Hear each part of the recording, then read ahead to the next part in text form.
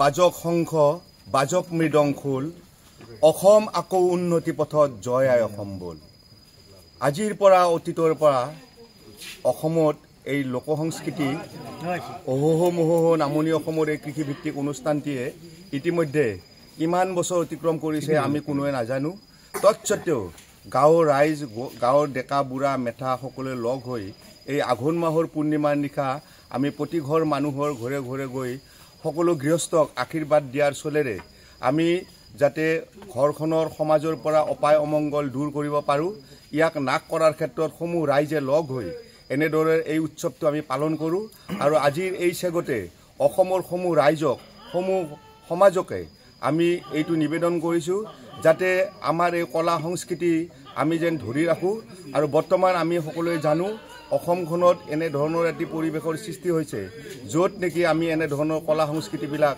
আমি যদি ঠিকমতে নাৰাখোঁ তেতিয়াহ'লে আমি অসমীয়া বুলি আমি মানে পৰিচয় দিব নোৱাৰিম গতিকে সমূহ ৰাইজক আমি আজি এই আমাৰ এই অনুষ্ঠানৰ যোগেদি আহ্বান জনাইছোঁ যাতে এনে ধৰণৰ কলা সংস্কৃতি পৰিৱেশন কৰি আমি আমাৰ পৰা অপায় অমংগল ভেদাভেদ পৰিহাৰ কৰি সমাজখন আগুৱাই নিয়াৰ ক্ষেত্ৰত আমি যত্ন পঢ়াওঁ হয় টিহু সাংস্কৃতিক কলা পৰিষদে আজিৰ পৰা প্ৰায় 14মান বছৰ আগৰ পৰা এনেকুৱা প্ৰণালীবদ্ধভাৱে আমি এই অনুষ্ঠানটো কৰিছোঁ ইতিমধ্যে এই অনুষ্ঠানটিয়ে অসম সাহিত্য সভাৰ বৰপেটা অধিৱেশন পাঠশালাৰ অধিৱেশন CPMৰ ৰাজ্যিক মানে চামতা অধিৱেশন, টিহু কলেজ, টিহু হাইস্কুল, টিহু বাৰোৱাৰী, লক্ষী পূজা, ৰাস পূজা এনেধৰণৰ অনুষ্ঠানবিলাকত আমাৰ এই অনুষ্ঠানটিয়ে ইতিমধ্যে ভাল প্ৰচাৰ এটা কৰিছোঁ আমি আৰু অসমৰ ৰাইজক জাগ্ৰত কৰিব বিচাৰিছোঁ যাতে এনেধৰণৰ লোক সংস্কৃতিবিলাক আমি ভালদৰে প্ৰচাৰ কৰি যাতে আমাৰ মাজত থকা দূৰ অপায় অমংগল আমি নাশ কৰিব পাৰোঁ, ইয়াকে কামনা কৰি টিহু সাংস্কৃতিক কলা পৰিষদে এই পদক্ষেপ গ্ৰহণ কৰে। মোৰ খুব ভাল লাগিলে। মই তামোলৰ পৰা টিহুলৈ আহি আছিলোঁ আৰু ইয়াত মই গম পালোঁ যে আপুনি কোৱা লেখীয়াকৈ পুৰণি পৰম্পৰাগত এক অনুষ্ঠান মহখেদা অনুষ্ঠান। এই অনুষ্ঠানৰ যিটো পুৰণি ইতিহাস আছে, এই ইতিহাসৰ লগত আঘোণ মাহৰ পূৰ্ণিমাৰ দিনৰো ইতিহাস জড়িত হৈ আছে। আজিৰ দিনটো এক পবিত্ৰ পূৰ্ণিমাৰ দিন। আজিৰ এই দিনটোতেই মহখেদাৰ লগে লগে ভঁৰাল ঘৰলৈকে ধান আনি মানুহে শস্য জমা কৰাৰ ইতিহাস আছে আৰু সেই যিটো ইতিহাস নতুন প্ৰজন্মক জনাবৰ কাৰণে এনেধৰণে কলা সংস্কৃতিৰ ব্যৱস্থা লোৱাৰ কাৰণে মই উদ্যোক্তাসকললৈ আন্তৰিক ধন্যবাদ জনাইছোঁ। পুৰণিক বাদ দি আমাৰ বৰ্তমান দৃষ্টি নাথাকে। আমি সকলোৱে পুৰণিক লৈ বৰ্তমানক লৈ ভৱিষ্যতলৈ আগবাঢ়ি যাব লাগিব। সেইকাৰণে আমাৰ যিমান পুৰণি কলা সংস্কৃতি বা পৰম্পৰা আছে সকলোকে সন্মান জনাব লাগিব।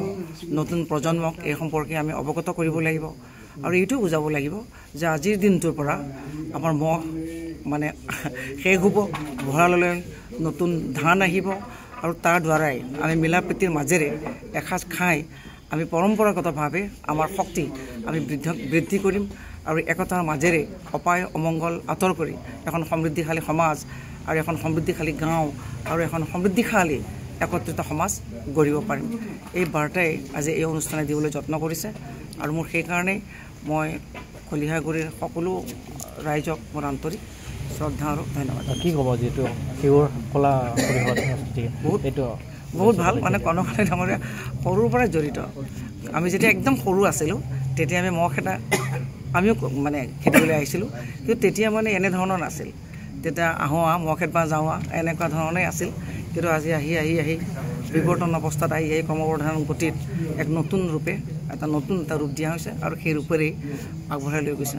তেনেধৰণে আমি আগবাঢ়িব লাগিব আৰু যি ধৰণে পুৰণি পৰম্পৰাক এখেতসকলে এটা নতুন ৰূপেৰে আগবঢ়াই লৈ যাব খুজিছে, সি সঁচাকৈ বহুত ভাল আৰু নতুন প্ৰজন্মক ই উৎসাহ যোগাব আৰু আমাকো পুৰণি বা নতুন সকলোকে একতাৰ দোলেৰে আগবঢ়াই লৈ যোৱাত সহায় কৰিব আৰু সেইটোৱেই হ'ব লাগে। সেই বাৰ্তাই মানুহৰ মাজলৈ যাব লাগে যে আমি সকলোৱে একত্ৰিত হৈ আছোঁ, আমাৰ সকলো পৰম্পৰাক আমি আগত লৈ আমাৰ সংস্কৃতিক সমৃদ্ধ কৰিব পাৰিছোঁ।